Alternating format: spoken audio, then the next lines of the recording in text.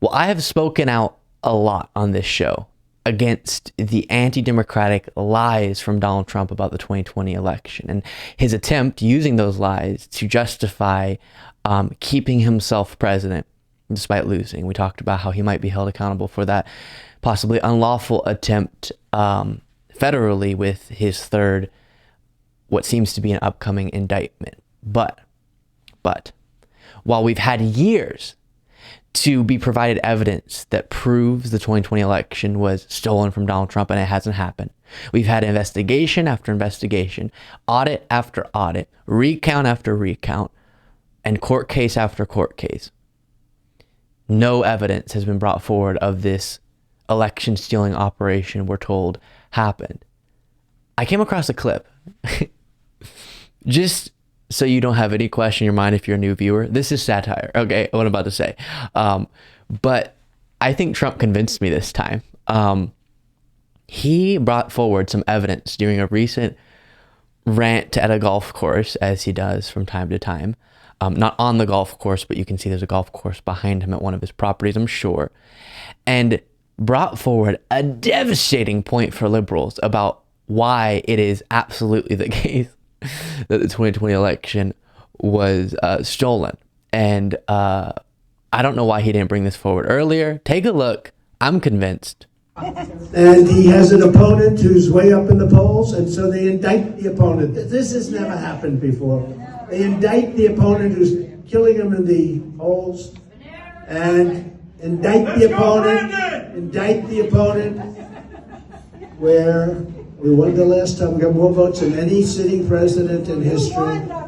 But less votes than Biden. But let's see. Here's the evidence is coming. Somebody said, because you go outside and you see those red hats that are all over the place, millions and millions and millions. And somebody said, did you ever see a Biden cap? And I said, never. This was just for, after years, this was just, nobody has ever seen a Biden cap. And with us, it's the number one accessory ever. Millions and number one accessory ever. Why? Sure. Millions and millions of hats. We've never seen a Biden hat. So we have to win. So, I mean,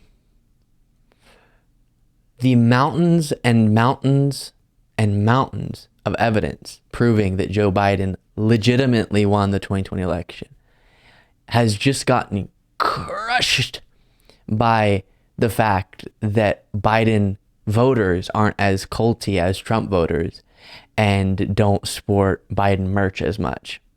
And Trump hasn't seen many Biden hats. And that's why there's no way he won the 2020 election.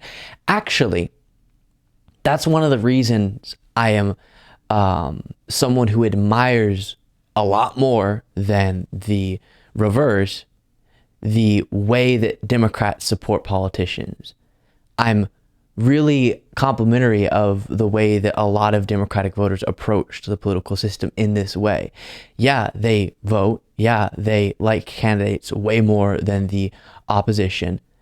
But it's not about the person as much. It's not about this cult-like fondness of a personality, but instead, hopefully, ideally, a set of policy positions, and charisma plays into it and a lot of things, but it's less an obsession with the person. I want to sport Biden gear and freak out all the time anytime Biden's brought up. No. He was the better option, so I voted for him. Why do I need to have merch to go along with it? And while there's nothing against also having signs and hats if you want it, I'm just saying I like what he's pointing out there, that there's less of that obsession with the person and instead about it being the better option and it being left at that. And then I have from the same rant this for you. Keep America great. Actually, MAGA, right? But that's a keep America great. And I was going to use that, but then when they took over, you could never use it because they've let America go down the tubes. America's not great. We're not respected anymore. We're not respected. We are not respected by the world. What a strange vibe. Just standing there in a room with a microphone as people shout at you positive things. You're going to make it great. Quote, America's not, this is Trump talking, quote, America's not great. I mean, the funny thing is, and it's not even funny because I'm so annoyed with this hypocrisy, but Republicans have been saying the left hates America because they don't think it's great, because they point out problems with it. And to be sure, there are totally people who identify on the left who do have vitriolic feelings, and that's the motivation for certain talking points or whatever. But a lot of people want to make the country better, recognize its flaws, but it is the love for their home or their country or whatever that causes them to want to improve those things. It is a love, not a hate.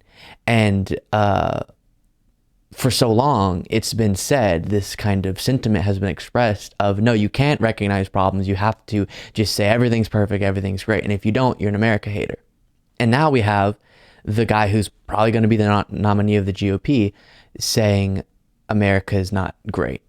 And they don't care. They don't care about that contradiction. If Obama, or as Trump once called him, Obama, ever said that, imagine the Fox News explosion that would have happened.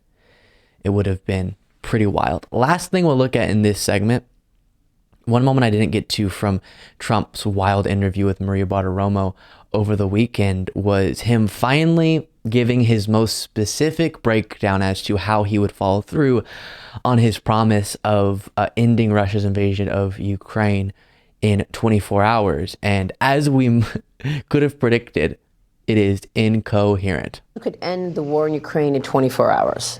Yes, I could. How would you do that? All right. How would you do that? That's the question. Here we go.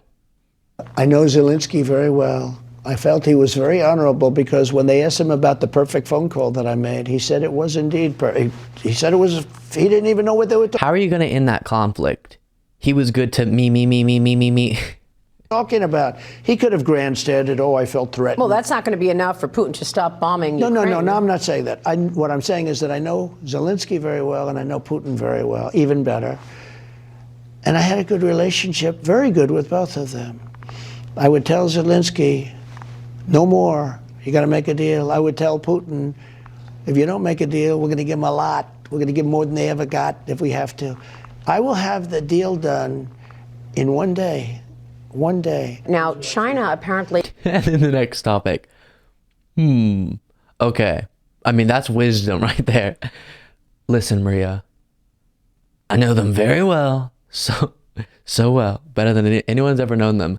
And I'm going to get them both in a room somehow, or I'm going to sit separately with the two of them or call them and say, Zelensky, you were good to me.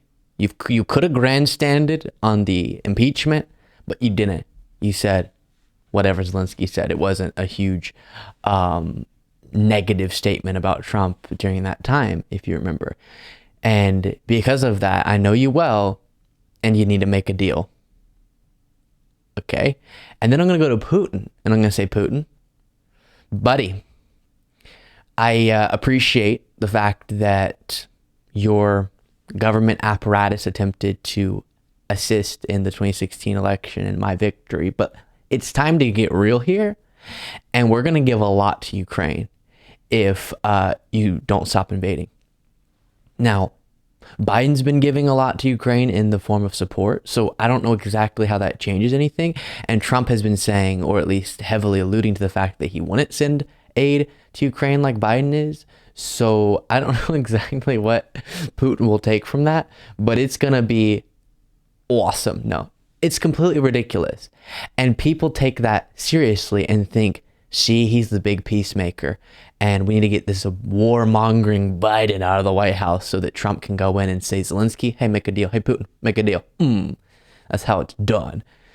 Pretty humiliating. Make sure you are following me on Instagram, a place that I haven't been very active, but I've said this before a lot of times about a lot of things, but I'm going to try. Thank you so much for watching. If you want to be a part of what makes this show possible, plus get access to the full video version of the show hours before all the clips are able to be uploaded to the YouTube channel, plus get the bonus show on the weekends, you can do so by going to lukebeasleyshow.com/membership. That's lukebeasleyshow.com/membership, and there's a link in the description.